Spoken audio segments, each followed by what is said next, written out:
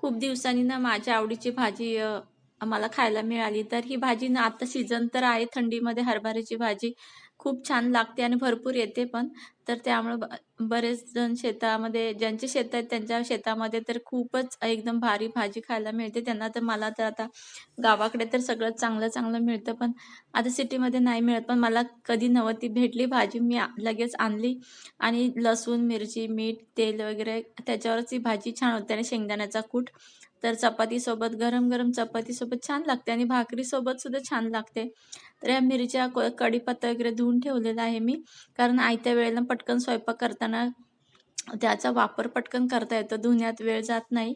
असंच स्वयंपाक करता-करता मी रवा केक ट्राय केला होता, तर खूपच भारी झाला होता. तर मी असं मोजून-मापून त्यात काहीच नव्हतं घातलं. आलं हाताला घेतलं, टाकलं, आलं हाताला घेतलं, टाकलं. तरीसुद्धा खूप भारी झाला होता रवा केक आणि टेस्टला तर एवढा छान होता ना, दुकानपेक्षा पण भारी लागत होता. ही कोथिंबीर ना मी अशीच ट्राय केलं होतं, म्हणजे मी बरेच वेळा ट्राय केलं होतं. तर काय कोथिंबीर एक कधी उगवते, कधी उगवत नाही. पण ह्यावेळेला उगवली होती, छान उगवली होती.